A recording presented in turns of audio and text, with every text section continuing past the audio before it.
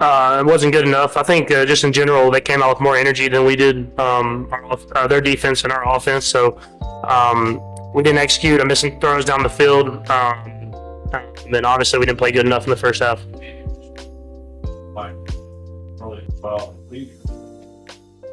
I mean, it's hard to say. I felt like we had energy at practice yesterday and all throughout the week, but when you don't come out and play with the right mindset, you get beat. And the Chargers came out with the right mindset. We didn't, and they beat us. Front row, go ahead. You're up. Okay.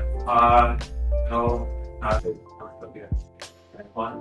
I mean, throughout the years, she's touched on what Henry Phillips looked like. So, I mean, you guys thought it was a goal on the fly. Okay, it's cheap. You guys are lost the cheap. You guys going to bring things to the ball. In manufacturing, and also, I mean, big one win that I guess we did right one. But how do you think that you guys can come back to have a great season and be Super Bowl again? I think it's a learning moment for especially the young guys on the team. It's like we're gonna get everybody's best, and we have to play up to that standard if we want to win football games. And I felt like we didn't play to that standard today. Everybody, offense, defense, special teams. But credit to the Chargers. They had a great plan. They came in and played great football and beat us. And now we have to learn from that, and knowing that next week's going to be just as tough. Steve. You played the same Chargers game a number of times. What did you differently today? Guys thought you did it. I think they had a good game plan, man. You play a team a lot. They kind of know what you're good at, and I thought they did a good job of kind of taking away some of our quick throws and some of our throws down the field. And I thought we adjusted well in the second half, obviously, but if I can hit some of those throws early, it kind of loosens up the defense. So I just got to be better early in the football game, just like everybody else. Nate? It's almost the game. It's almost that change the rhythm, change the energy, change the sort of game plan. Yeah, I mean, obviously, the other guys had to step up. I thought Taekwon and Hollywood and Juju did a great job of kind of filling some of those roles. But that's someone that's a huge part of our game plan, and someone that we're counting on to go out there and make plays against some of the man coverage that they played. And my guys did a good job kind of stepping up in those roles. But you can tell it took us a little bit to get going. Front row, go ahead. I know we saw the result that you guys wanted, but how did it feel to play in Brazil for the first time ever you played national games before? But how did you feel the crowd and what did you feel playing near the side of Brazil? Yeah, I thought it was awesome. The crowd and the atmosphere. It was really cool. It was something I'll remember for the rest of my life. I mean, even like the anthem, the Brazil's national anthem, and hearing everybody sing and how passionate they were about American football. So that part was really cool. I won't remember the result, but in here for sure. Second bit. You had like the city numbers of the Super Bowl. You do. How much do these guys like did you work with? Like what you rise to extend the view and the pros going to be balls. You have some big ball that you miss today that you usually don't miss. How much you miss? Yeah, I mean, it's definitely important. Those are two of our best receivers, and they're two great receivers in this league, and obviously threats down the field. And so I thought the guys did a great job stepping up and making some of those plays. But you have to get with the timing of those guys. And so it takes everybody. You got to protect. You got to be on the same page with the receiver, and you got to make the throw. And so if I can make some of those throws early in the game, I think there'll be a different result. Oh, hey, go ahead. What do you feel like kind of sense of the intensity was required with the early in the game, and is it sort of thing totally the rest of the game itself? Yeah, for sure. I mean, I could feel it pretty early on. I don't know exactly when that point is, but they definitely came out with more energy than we did. And so in this league, everybody's too good for you to not match the energy of your opponent. And so I think we learned a valuable lesson today. We got to be better from the get-go, from the start. We're not going to be able to just come back and win every single game.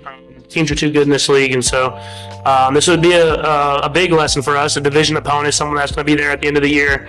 But we're going to have to learn fast. We're playing the reigning Super Bowl champs next week. Third row, go ahead.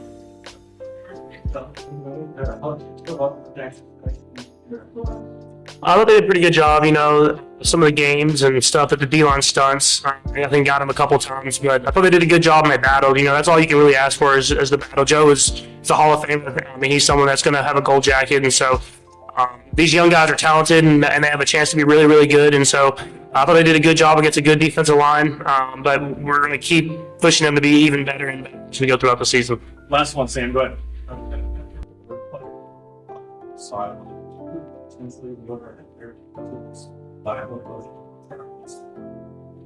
Yeah, I mean, I think more than anything, you saw even the run before when I ran into the linebackers. Like sometimes you just got to do something to jumpstart the team.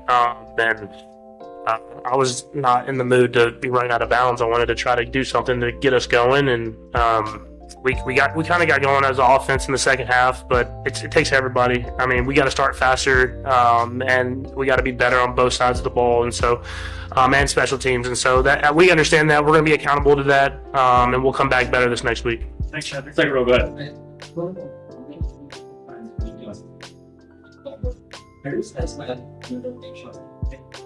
I'm never satisfied, especially after a loss. I mean, we hit some, obviously, we missed some as well. And so if I can be better there, hitting some of those deep shots, I think it opens up the rest of the offense. So we hit a couple of them, so that's cool, but it wasn't enough to win the football game.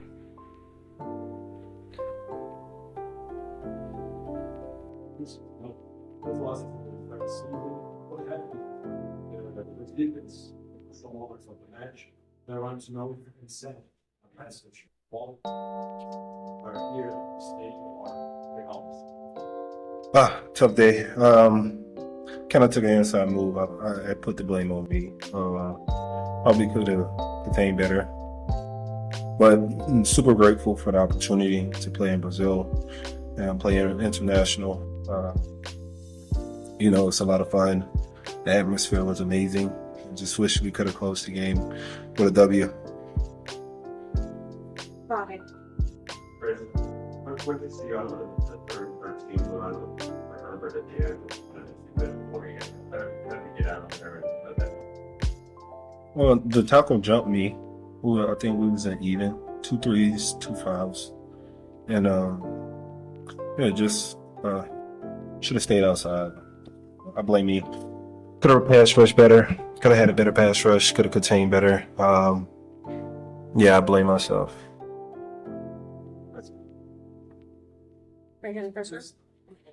You hang allowed to get all the sound and push the allows the check that giving for this people. Final thing that flags Like, I don't roll in there. Yeah, but listen, I expect more than that. I've got to make sure we come out with better emotion. It's a nice big stage for us, and I guess a good football team. And they made a couple plays early, got things going, and we weren't able to do that. And I thought they did a better job in that area. So. Fine, you're good. Stand up. And just related to the same question, what signs did you see that when you say that about feeling like they're flat and think that they could? Yeah, listen, I'm on the sideline, so I expect there to be emotional support there. I also expect the players to fly around and do the things that I've seen us do. So it's my responsibility to get them in that frame of mind. It was a tough night for Kansas City, and no one knows that better than Patrick Mahomes. Standing at the podium after the game, you could hear the weight in his voice, the frustration in his tone, and concern written across his face. Today wasn't just another regular season matchup. It was a statement game, and unfortunately, that statement didn't go the way the Chiefs had hoped. From the very first drive, things looked shaky. The offense struggled to find its rhythm. The defense gave up a few too many big plays, and penalties cost them at key moments. But as Mahomes stepped up to address the media, his focus wasn't just on the loss. His mind, like every fan's, was on Travis Kelce. Late in the second half, Kelce went down clutching his neck after a hard hit. The stadium went quiet, and the cameras quickly turned to the sideline, where trainers were rushing over. For a moment, the game felt irrelevant, because when a player like Travis Kelce, the heartbeat of this Chiefs offense and the brotherhood that keeps this team together, is in pain, everything else faded away. Mahomes didn't sugarcoat it. He admitted the loss stung. He admitted there were throws he wished he had back, plays they should have executed better, and opportunities that slipped away. But he quickly pivoted to Kelce, saying what we all know: this team is not the same without number 87 on the field. He called Travis more than a teammate. He called him family. And you could hear the genuine emotion in his words. Mahomes explained that he went straight to Kelce after the game, asking how he was doing. Kelce, in typical Warrior fashion, brushed it off, said he'd be fine, telling Patrick to focus on the next game. But we all know, even if Kelce is downplaying it, this team feels his absence deeply, even for a single snap. Reporters pressed Mahomes about the injury, but he made it clear they don't have all the answers yet. They'll wait on the medical updates. What they do have, however, is belief. Belief in Kelce's toughness, belief in his recovery, and belief in the team's ability to rally no matter what. Still, there was no denying it. The locker room felt heavy tonight.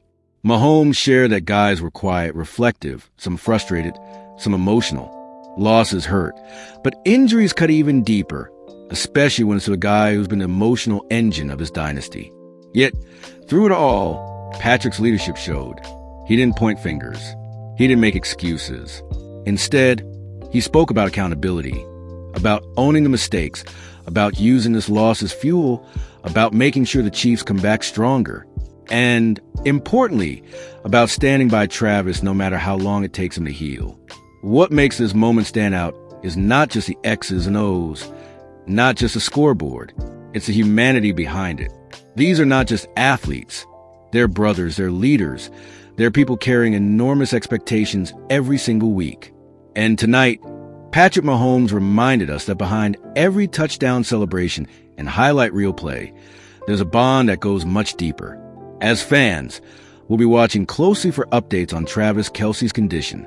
The team is hoping for the best, and Mahomes' words suggest that while there's uncertainty, there's also confidence that Kelce will bounce back. After all, if anyone embodies resilience, it's Travis. For now, the Chiefs will regroup, learn from this loss, and prepare for what's ahead. Mahomes made it clear. One game doesn't define a season, and one injury won't define this team. But still, the concern is real. The love and respect for Kelce is real, and so is a determination to fight back stronger. That's the story tonight. A tough loss, a shaken locker room, and a reminder that football is more than just a game. It's about people, family, and resilience in the face of adversity. And as we wait for the next chapter to unfold, we'll be keeping both eyes on number 15 and number 87, because their bond is a heartbeat of Kansas City. If you want to stay updated with every twist and turn of this story, from Mahomes' leadership to Kelce's recovery, make sure you don't miss a single update. Hit that subscribe button right now and join us here on Taybuzz, where we bring you the most emotional, dramatic, and human side of the game you love.